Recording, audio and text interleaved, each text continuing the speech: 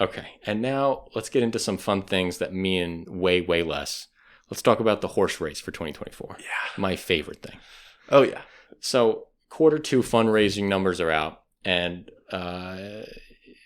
raising money is the most effective way to win a campaign. So these numbers are very, very important. I'm still skeptical about this. You're still skeptical about this? Oh, yeah. We've talked about this before, how, and this was actually mentioned in this chapter of our book, which we'll get to, about how the money that is spent on campaigns, research has shown that it actually doesn't, it's not often what decides the winner, but the reason that money tends to follow the winner is because donors are trying to curry favor. Oh, sure. And so it's more likely that it influences policy than it actually influences winners. Okay. That's my view. It's also important to follow the fundraising numbers because you want to see how many people are taking the time to hit a donate button. I agree with that. The number of people who are actually taking the time to drop $10. Yeah, well, that's why I think small Yeah. money donations matter, but like who these enormous super PACs are supporting are a little bit less important in my opinion. No, I totally agree. And we're going to talk about the DeSantis PAC because I think that's hilarious. Yeah. So let's start with Biden. What did Biden raise? So in the second quarter, Biden raised $72 million. By far the most of any candidate. By far the most. Yeah. We'll talk about double what Donald Trump raised. Yeah. He also has a $77 million war chest. That's what he's got on hand, which is the most amassed by any Democrat in any comparable point in history. Mm-hmm. So this is more than what Obama had in his 2020 election run at this point. Yeah. That's more than what he had. According to the Biden campaign, 97% of all of his donations were under $200, which I think is awesome. That's wild. Yeah. 97% were under $200. That's like legitimately hard for me to believe. I mean, it's the Biden campaign saying it. Yeah. I have nowhere. It's all public data. I mean, they can't really lie. Oh, yeah, Yeah. that's true. They all put the data to the FEC. Unfortunately, I didn't have the time to scrape through the data myself. So Yeah. we'll just assume they're telling the truth, in which case it is remarkable because as you put here, like polls have shown that people don't want Biden to run. I know. And despite that, he's raising a good amount of money. And that's why I'm always skeptical about these polls, I- especially because Biden has really, like, okay, I get it. And the media makes a huge deal out of his age. I actually had a conversation with our friend John on this when he came about whether I thought Biden was a competent president. And I was like, yes, because I look at what he does and what comes out of the office and I judge him based on that. Like And the administration around him is actually very competent. yeah.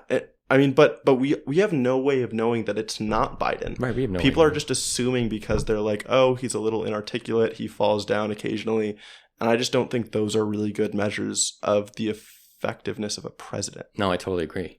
So to me, like, I'm skeptical. I'm more skeptical of the polls that say people don't want Biden, especially when he's, I don't know, he seems like the face of the moderate part of the spectrum, and he's pursuing a progressive agenda to a good extent. Like I think he's a really good representative of the Democratic Party, to be honest with you. Yeah. You know, I think is he a good representative of the base? No, I don't think he's a good representative of the base. The base of the party is like progressives, Black Americans. Is Joe Biden the perfect face for that? No, but Joe Biden is a good administrator of what they would like to see. Yeah. And is electable in a way that I think a lot of people do like. Yeah. And also with his approval numbers. His approval numbers don't make sense to me. Don't make sense to me at all. No. Because I don't know how much of that approval is disaffected Democrats who will still vote for him anyway just because they don't want to see Trump come back. Or an independent who will, even if they don't really approve of him, will look at the Republican Party and say, okay, I definitely don't want that.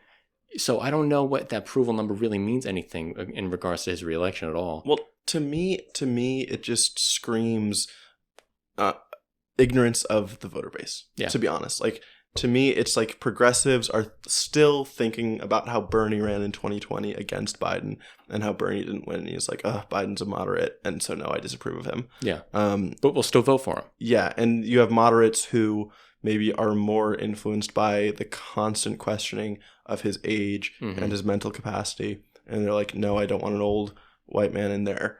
And yes, they are still going to vote for him, but I think it's just easier to say disapprove to someone who isn't like a powerful, inspiring demagogue, even if his policy decisions have been good ones. Yeah, I mean, like Trump has a base of 40% of America, 35% of America that love him and will always answer approve in a poll. There's many situations where I could get called for a Joe Biden poll, and I'll say disapprove, but I'm going to vote for Joe Biden, and I'm going to be excited to vote for Joe Biden. Yeah. You know what I mean? Yeah, but I'll probably put a disapprove on that list, if some things go differently.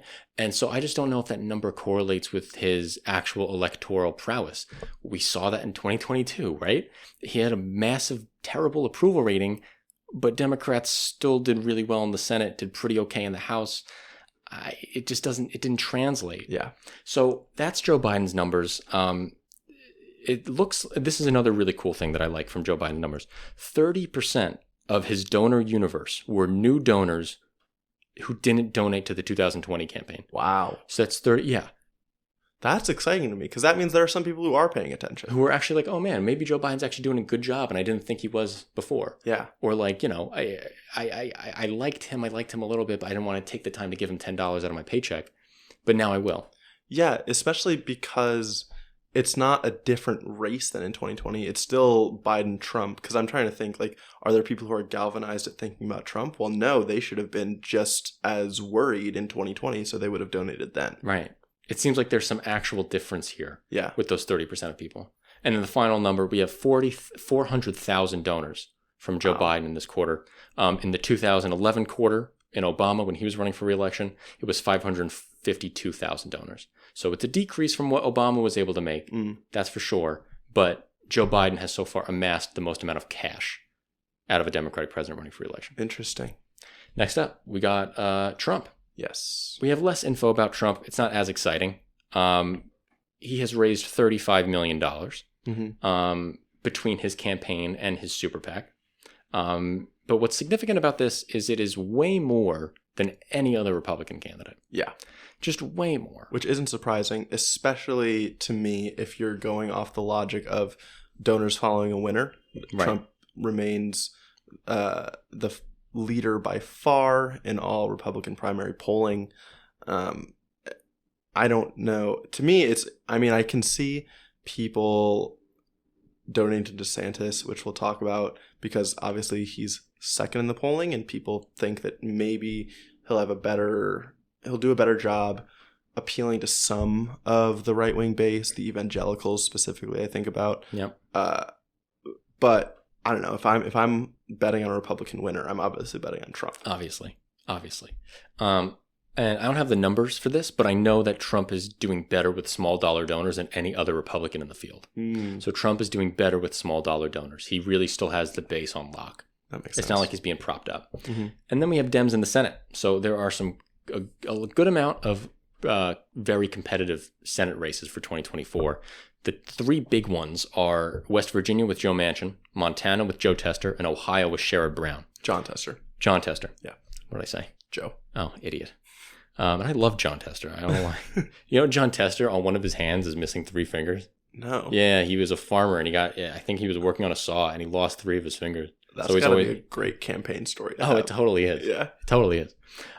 He's running around Montana on a motorcycle with a missing fingers. Like, it's such a vibe. Yeah. You know. So these guys are raking a good amount of money. Both of them brought in about $5 million bucks, which is pretty good. This is Tester's best quarter ever. So that's really good to see from the Democratic perspective. The Republicans are locked in some pretty intense primaries in these Senate races. Oh. Yeah. So okay. I don't know much about the Ohio one. I'm not going to pretend I do. But in Montana, we have a split between this guy named Shealy and another Shealy, whatever, and another guy named Rosendale. Rosendale is hardcore Trump, hardcore America First. Hardcore has the Republican base like that. Shealy comes from out of state, and he's kind of being propped up by the Republican establishment in the Senate. Okay. He's a big fan. Mitch McConnell's very in favor of him. Rosendale's against Mitch McConnell. So there's this competition going on there, which is going to drain a good amount of Republican fundraising numbers prior to the general election, which gives John Tester a bit of an edge. Okay. Last race is from the Senate is Colin Allred in Texas. He's running against Ted Cruz. He raised $6.2 million, and that is more than what Beto O'Rourke was able to raise by this point in his challenge to Ted Cruz in 2018. So that is the best opportunity for a Democratic flip, is to take down Cruz and put in this guy, Colin Allred. I don't think Texas is going blue in 2024. I don't think that at all. But this is their best shot. And it's good that he's getting this money. Yeah. Yeah. I mean, Texas is probably a better bet than Florida is now. Totally. Which has just become a red state and had been a swing state. Yeah. We'll see. I was watching Texas intently in the 2020 election, hoping that maybe it would go for Biden. Obviously, it didn't. And honestly, the discrepancy was still pretty decent. I think still Trump, like 5%. I mean, I thought it was like 8 points. Might be 8. Yeah. So it's still a big gap to make up. We'll see. Yeah, we'll see. It all depends on how like Harris County and these big massive population centers go to the margins of which the Democrats are able to win it. Yeah, and how they turn out. So now we're going on to DeSantis. The DeSantis raised $20 million, which is still super impressive. But this is in combination with his PAC and himself in this time frame. These $20 million.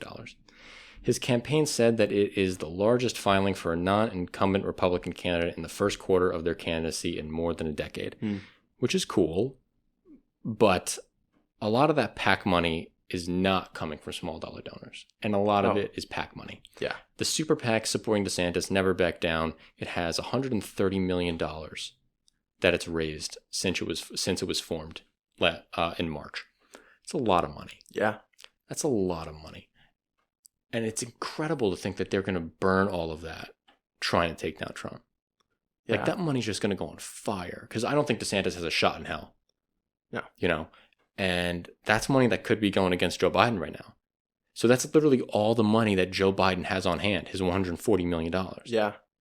And they're going to burn that trying to take down Trump. Do you think they'll burn it all? Do you think at some point DeSantis will think it's clear that he's out of the race and he'll be like, all right, let's... No, because I think Ted Cruz could win Iowa. So I think Ted Cruz could win Iowa. Ted Cruz. Listen to me. Ron DeSantis could win Iowa. Okay. And my evidence for that is Ted Cruz winning Iowa in 2015. Yeah. So 2016. So I think DeSantis is going to go at it till Super Tuesday. Okay. Yeah, I think DeSantis is going to run until the end. I don't think he's never going to back down, as his name says in his PAC, never back down. Okay. Other Republican candidates all did terrible. Yeah.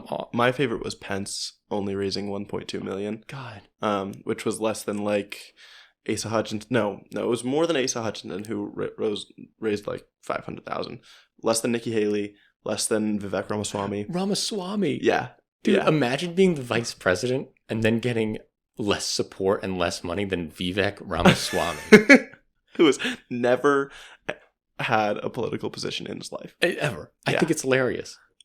And now Pence is just so far down. And he's such a train wreck. Yeah. I mean, Pence, we've talked about how we don't think DeSantis really has an avenue in this race. If DeSantis doesn't have an avenue, Pence definitely doesn't have an avenue. No. Yeah.